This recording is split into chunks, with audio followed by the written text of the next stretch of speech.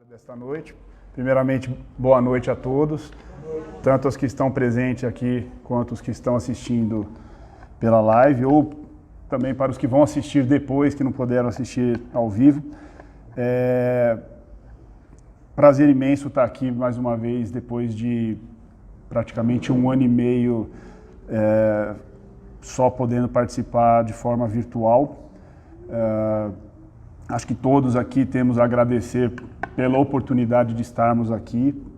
Cada um de nós sabe o que viveu nesse período e o quanto nós sofremos e o quanto nós aprendemos nesse período. Então, eu acho que é um momento de realmente agradecer a oportunidade de ainda estarmos aqui e de podermos continuar a nossa jornada no mundo da matéria, né? Bom, vamos dar início ao nosso trabalho com uma pequena prece. Então, peço que todos relaxem os corpos, acalmem os pensamentos, e elevem os pensamentos a Deus, nosso Pai, nosso Criador, e juntos, encarnados e desencarnados, vamos saudar a presença do nosso querido amigo Jesus, pois ele nos disse que onde 2 ou mais se reunissem em seu nome, lá ele estaria. Mestre Jesus,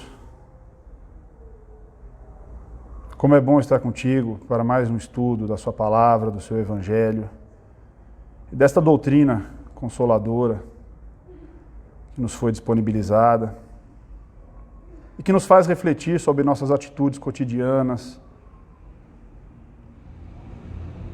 que nos faz melhorar um pouco mais a cada dia.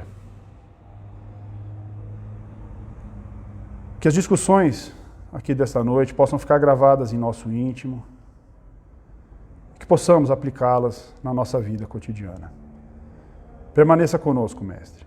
Que assim seja, graças a Deus. Bom,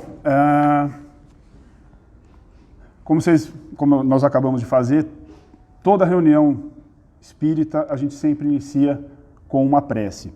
Eu até estava vindo para cá hoje e estava conversando com a minha filha. Eu me lembro quando eu fui a primeira vez num centro espírita, lá em Lavras, em Minas Gerais, Centro Espírita Augusto Silva, e eu acho que de tudo o que eu vi naquela noite, naquela reunião, eu acho que o que mais me marcou foi a prece. Eu não vinha eu não tive uma educação religiosa na minha infância, nem na minha adolescência, então eu não conhecia, a prece praticamente. E naquela ocasião, quem fez a prece foi um trabalhador, chamava Seu Natanael, e ele tinha uma voz grave, uma voz de radialista, e ele tinha uma dicção muito boa, e aquilo me tocou profundamente. A palestra iniciou com aquela prece, e aquilo ali eu senti que existia alguma coisa muito importante. E depois daquilo, eu comecei a frequentar um pouco mais, e fui entendendo a importância da prece, mas eu nunca consegui, na verdade, reproduzir para mim mesmo aquela sensação de êxtase em uma prece falada. Então, eu sou muito crítico com relação à forma como eu dirijo as minhas preces. Então, o Dorival, hoje não está aqui presente, mas o Dorival é prova viva de que durante 3 anos do curso de educação mediúnica, durante 3 anos ele sempre perguntava: quer fazer a prece? Eu sempre falava não. Quer fazer a prece? Não, porque a mesma prece interior eu sempre tive um pouco de dificuldade de fazer essa prece conversada, essa prece de diálogo com Deus. Então, esse é o assunto que eu gostaria de trazer aqui para a gente conversar essa noite e tentar entender como é que o que o Espiritismo trata com relação à prece ou com relação à adoração. Então, primeiro ponto, eu acabei de falar, a prece no Espiritismo, ela é tratada dentro de um contexto um pouco mais amplo, que é o contexto da adoração. Então a prece em si, ela é uma mensagem direcionada a uma divindade. E o ato de adoração, ele tem um conceito um pouco mais amplo. Ele é tratado no Livro dos Espíritos, na parte terceira do Livro dos Espíritos, onde é tratado as leis morais.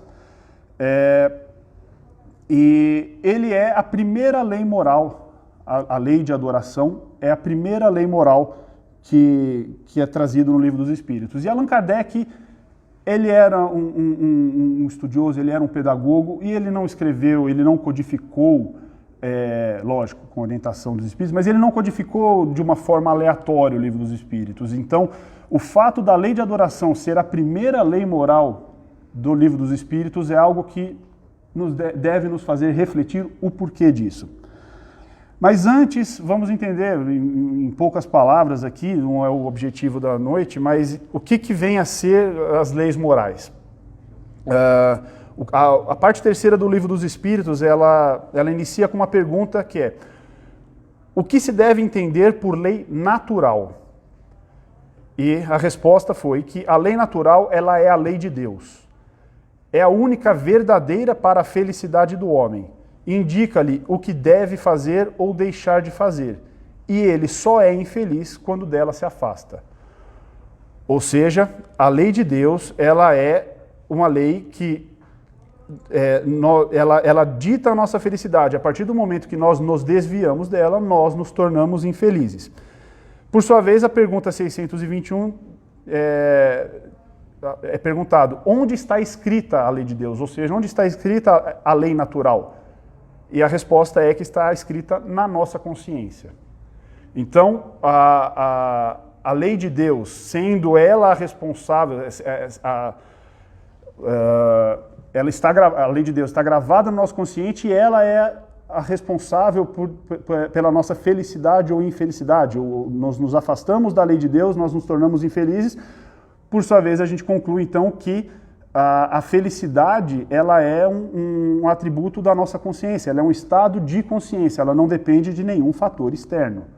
Ou seja, nós podemos ser felizes por nós mesmos, independentemente do que estiver à nossa volta, de quem está à nossa volta e do que nós temos à nossa volta. Ela é um estado de consciência, a felicidade. Então, mas nós estamos falando de lei natural. E aí, ao final dessa introdução a respeito da lei natural, é proposto a subdivisão da lei natural, da lei de Deus, porque nós somos seres ainda imperfeitos, que não conseguimos entender a amplitude da lei natural, da lei de Deus. Então ela é segmentada em 10 partes. Eu vou ler aqui para vocês. É a lei de adoração, é a primeira. Lei de trabalho, reprodução, conservação, destruição, sociedade, progresso, igualdade e liberdade. E por fim, apesar de ter 3 palavras, justiça, amor e caridade, sendo a última das leis e a mais importante delas, para nós que somos cristãos, sabemos disso. Então, no que se refere à lei de adoração especificamente, o Livro dos Espíritos inicia com a pergunta: em que consiste a adoração? E a resposta é: na elevação do pensamento a Deus.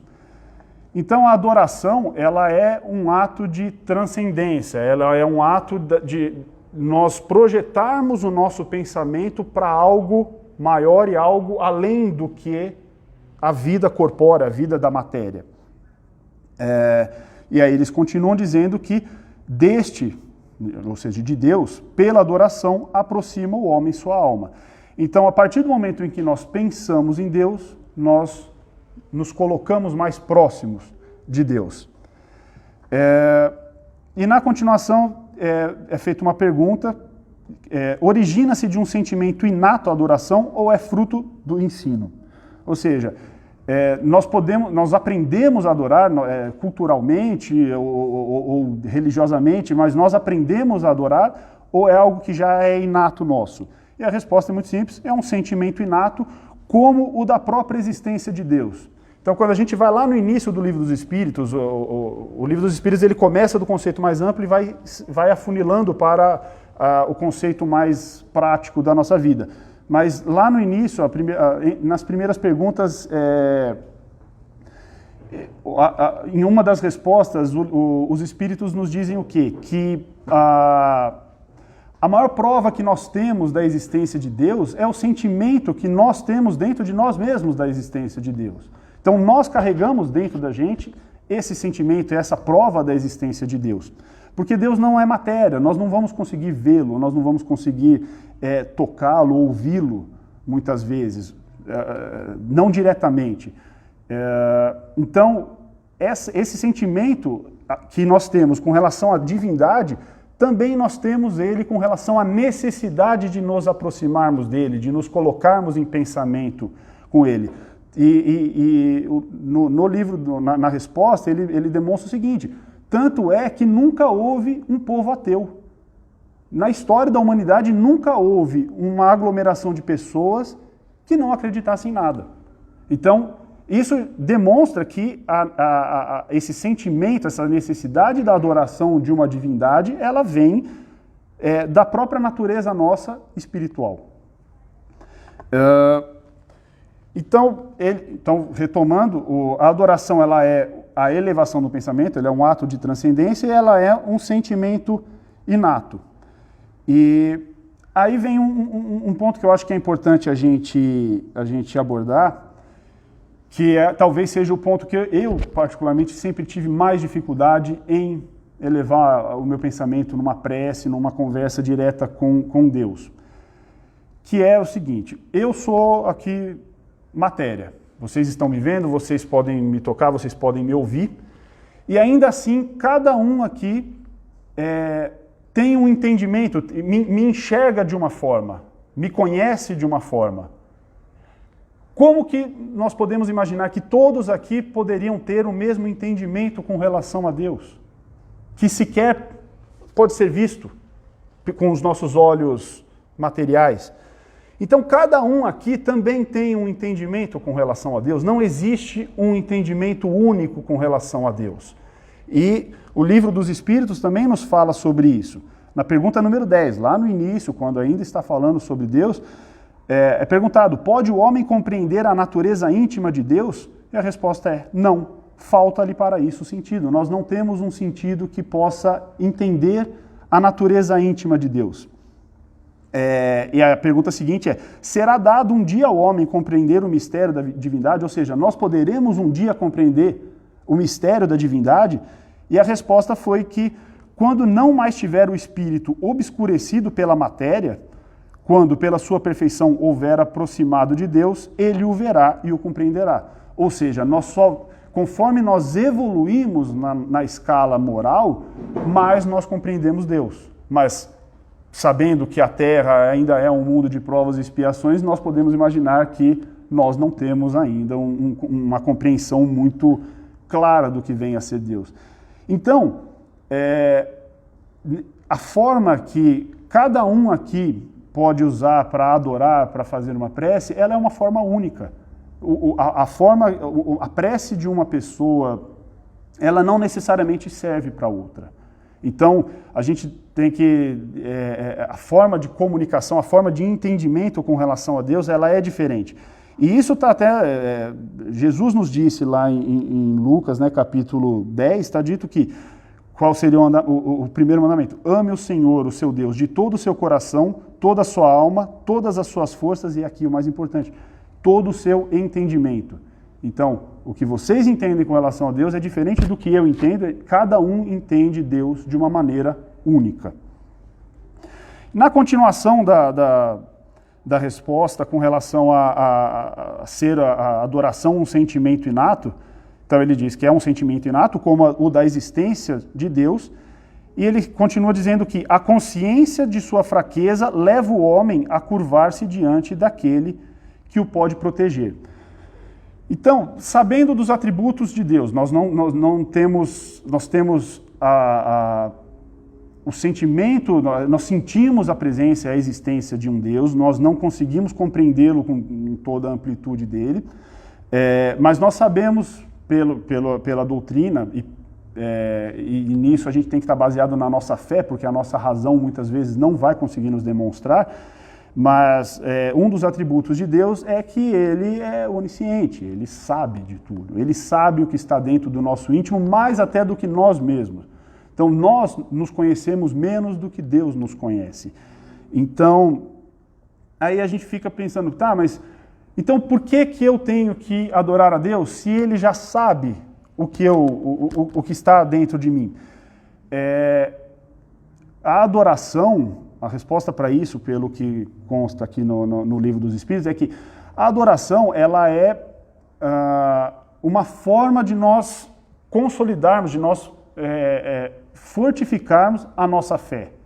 Então, a fé, em uma palestra que eu assisti, uma palestra muito boa a respeito do tema daquele palestrante Simão Pedro, inclusive eu recomendo a todos que assistam, ele tem uma série de palestras a respeito de cada uma das leis morais.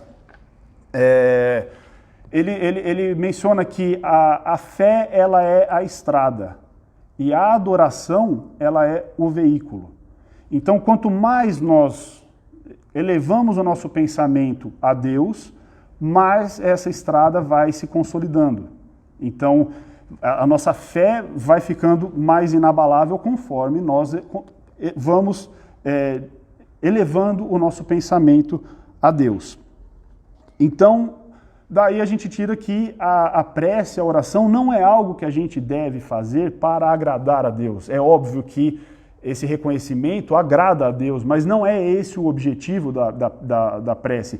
A prece ela tem o objetivo de nos fazer acreditar cada vez mais, ter mais certeza da vida eterna, da vida espiritual. Então, é algo que o espírito, que o indivíduo, que nós fazemos por nós mesmos, e não para agradar a Deus somente. Bom, na continuação,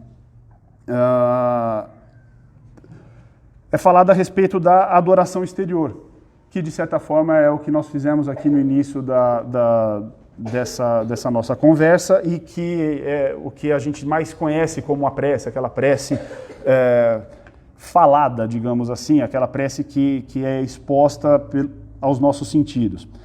Então a pergunta é se precisa de manifestações exteriores à adoração.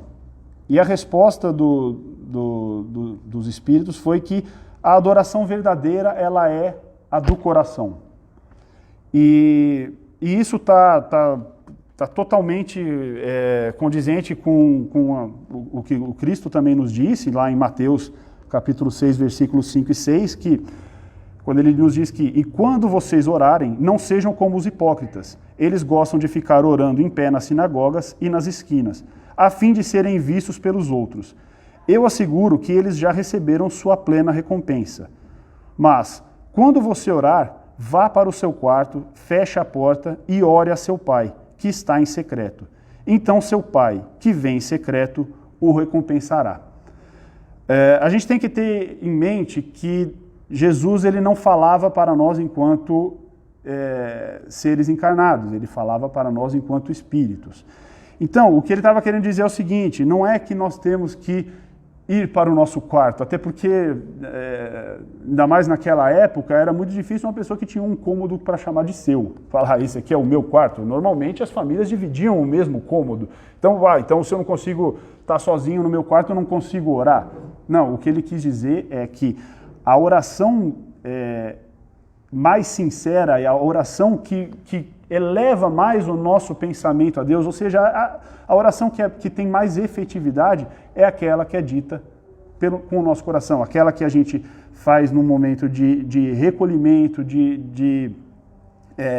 que nós conseguimos ignorar, de certa forma, os nossos problemas cotidianos, a nossa vida material, e nós vamos lá para dentro do nosso íntimo. Quando nós nos recolhemos dentro de nós mesmos, é que nós conseguimos alcançar com mais efetividade esse pensamento, essa adoração a Deus, e essa, por sua vez, a adoração que vai mais agradar a Deus e vai nos satisfazer mais. Por que a gente tem que... como a gente comentou, a lei natural, ela diz o que nós devemos fazer, o que nós não devemos fazer, e que nós só somos infelizes quando nós nos desviamos dela. Então por que a gente tem que orar? Por que orar vai nos fazer felizes? Porque a partir do momento que nós oremos e essa oração vai fortalecer a nossa fé, nós vamos ter mais certeza da vida futura. Os problemas que nós temos aqui no plano terrestre, eles começam a ter uma significância menor. Não é que vão deixar de existir, a gente ainda vai continuar vivendo aqui na matéria até o momento do nosso desencarne, mas ela deixa de ter a mesma gravidade.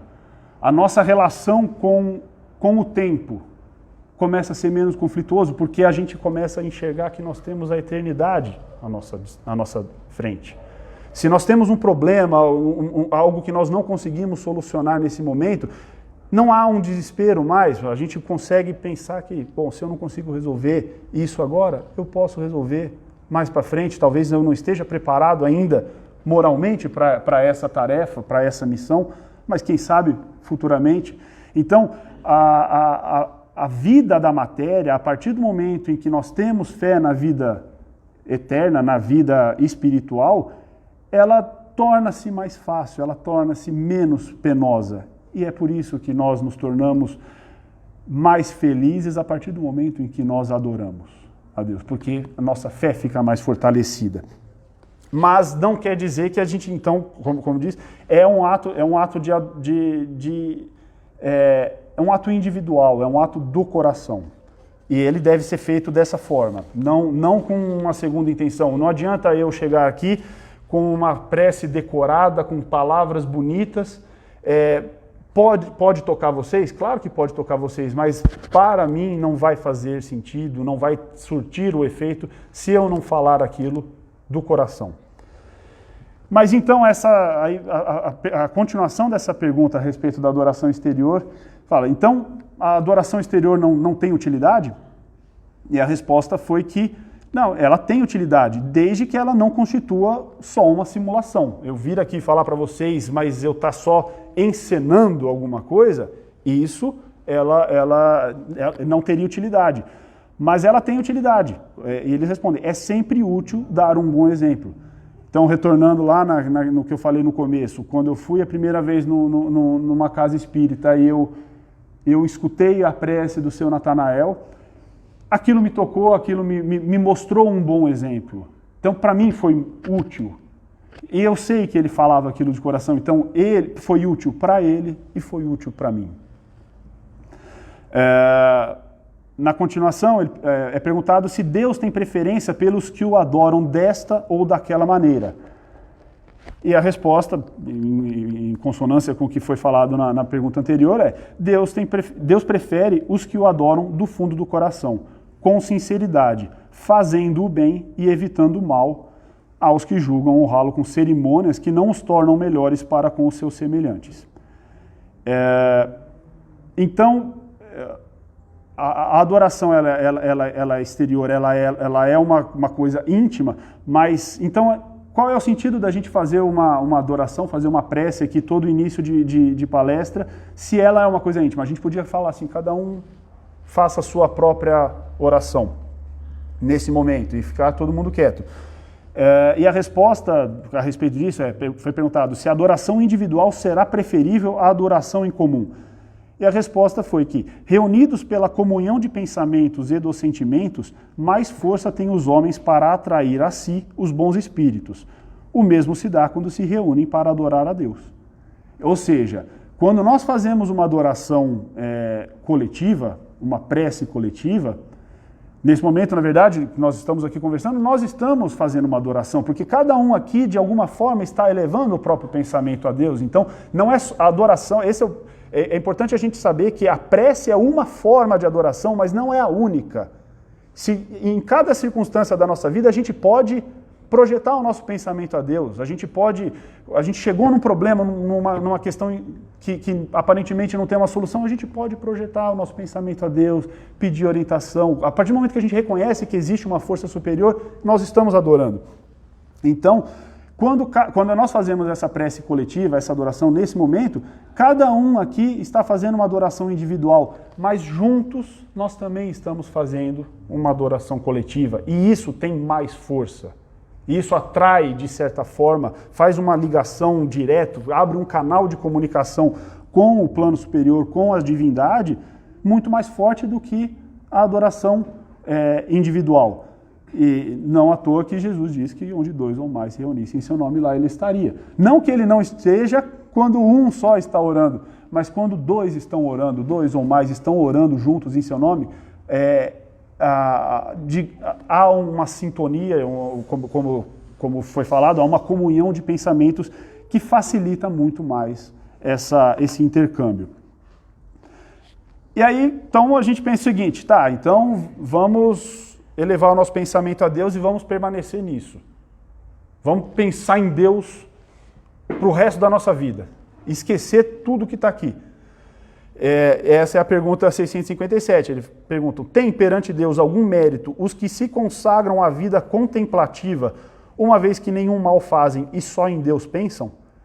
E a resposta foi que não, porquanto, se é certo que não fazem o mal, também não fazem o bem e são inúteis.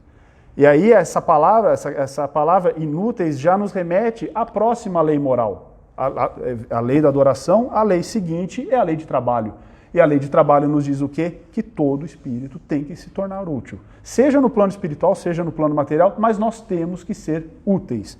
Então, a vida contemplativa, a vida de oração, se ela não tiver uma utilidade no mundo da matéria também, o espírito vai se tornar infeliz também, ele vai deixar de encontrar a felicidade. E aí é o que a gente remete à palestra da semana passada, quando o Alexandre comentou a respeito da moeda. Da gente dar a Deus o que é de Deus, dar ao homem, dar a César o que é de César. E tentar buscar o equilíbrio entre essas duas coisas, tentar achar o caminho do meio. Nem só a Deus e nem só a matéria. Tentar encontrar o equilíbrio entre essas duas coisas. E aí, agora falando em relação à prece especificamente, ou seja, aquela mensagem que nós queremos transmitir para a divindade, seja para pedir, muito mais frequente para pedir, seja para agradecer ou seja para louvar. O que fala o Livro dos Espíritos? Na pergunta 658 se a prece agrada a Deus. E a resposta é que a prece é sempre agradável a Deus quando ditada pelo coração, pois para ele a intenção é tudo. Assim, preferível lhe ou seja, é preferível a Deus que a prece do íntimo ela é preferível do que a prece lida. Por muito bela que seja, se for lida mais com os lábios do que com o coração. Então, eu falo por mim, eu não consigo terminar um Pai Nosso. Geralmente, quando eu deito, eu começo a rezar um Pai Nosso e eu durmo antes. Porque normalmente eu aprendi no Espiritismo que a gente tem que ficar refletindo sobre o que a gente está lendo, sobre o que a gente está falando. E aí, na segunda frase, você já está pensando em muita coisa e já foi. Eu não consigo terminar um Pai Nosso. Essa prece, então, eu nem terminei, não consegui chegar no final, isso não vai agradar a Deus? Talvez agrade mais a Deus do que se eu tivesse lido ou falado aquela prece decorada sem sentir isso. Eu vou fazer 3 Pais Nossos, tá, mas eu estou pensando na conta que eu tenho para pagar, como é que eu vou fazer, porque eu não estou sem o dinheiro e tal. Então, como ele diz, a prece, ela é sempre agradável a Deus, mas é quando ela é ditada com o coração. Quando nós estamos realmente presentes na prece, quando nós sabemos o que nós estamos falando. Se o meu entendimento é de que Deus foi injusto comigo em determinada situação, que eu faça uma prece, que eu faça uma comunicação a Deus reclamando. Se esse é o entendimento que eu tenho naquele momento, se eu não consigo entender só a bondade em Deus naquele momento, que eu faça uma prece, mas isso vai de alguma forma fortalecendo a minha fé, até o momento em que eu mesmo vou perceber de que Deus é bom, de que Deus é justo. E aí, ainda em relação a essa questão da gente ter buscar sempre um equilíbrio, até para encerrar, porque o nosso prazo já está curto, o Evangelho segundo o Espiritismo, no capítulo 17, ele tem um tópico que fala sobre as preces ininteligíveis. Eu vou ler um trecho da carta de Paulo, a primeira carta de Paulo aos Coríntios, capítulo 14. Ele diz o seguinte: se eu não entender o que significam as palavras, serei um bárbaro para aquele a quem falo, e aquele que me fala será para mim um bárbaro. Da mesma forma, se oro numa língua que eu não entendo, meu coração ora. Ou seja, aqueles mantras, vamos imaginar um mantra. Aquele mantra que você repete, aquilo te eleva a Deus? Sim, é reconhecido que você faz aquele mantra do coração, você não entende o que você está falando, mas você consegue projetar. Mas a sua inteligência não está captando nada daquilo. O coração sim, mas a inteligência não. Continuando, ele diz que se oro numa língua que não entendo, meu coração ora, mas a minha inteligência não colhe fruto. Se louvais a Deus apenas de coração, como é que um homem, do número daqueles que só entendem a sua própria língua, responderá amém no fim da vossa ação de graças, uma vez que ele não entende o que dizeis? Ou seja, a prece, ela não basta ser só uma prece sincera de coração, mas ela tem que ser uma prece que a nossa inteligência consiga captar. Então, colocar muitas palavras bonitas numa prece, às vezes nós mesmos não atingimos o nosso objetivo. A gente tem que ser o mais sincero possível na nossa prece. E é o que o Espiritismo sempre trata como a fé racionalizada. Não é uma fé cega. Eu vou louvar a Deus, porque dessa forma eu consigo elevar meu pensamento. Tudo bem. É sincero, eu estou elevando meu pensamento, sim, mas não existe razão naquilo que eu estou dizendo. Então a gente sempre tem que buscar com que no momento de adoração que a gente faça isso da maneira mais racional possível, menos, digamos, etéreo, menos mais palpável para a nossa razão. E aí é nisso que o Espiritismo entende, que Jesus quis dizer lá em João no capítulo 4, que, portanto, a prece como ato de adoração deve ser realizada não somente empregando o sentimento, mas também a inteligência. E aí a frase que ele diz é: Deus é espírito, e importa que os que o adorem em espírito e em verdade. Então, sabendo, elevando o nosso pensamento a Deus, mas de uma forma racional. Agradeço a atenção de todos, que nessa noite todos nós possamos nos colocar em comunicação da forma mais efetiva mesmo com o nosso Criador, porque essa adoração é algo que é importantíssimo para que nós coloquemos a nossa vida num rumo de fé, realmente de seguir o Evangelho do Cristo que veio, o Espiritismo veio nos clarear. Muito obrigado a todos e vamos à nossa prece de encerramento.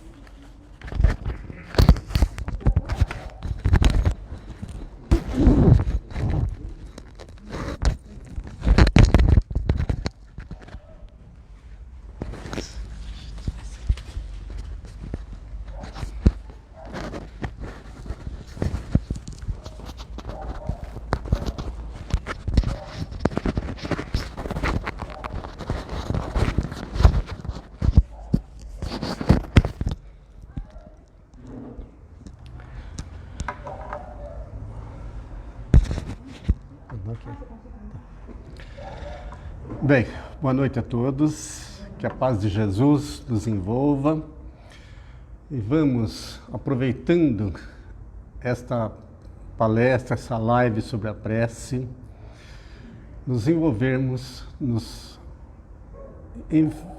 estarmos em íntimo conosco mesmo para mentalizarmos Jesus.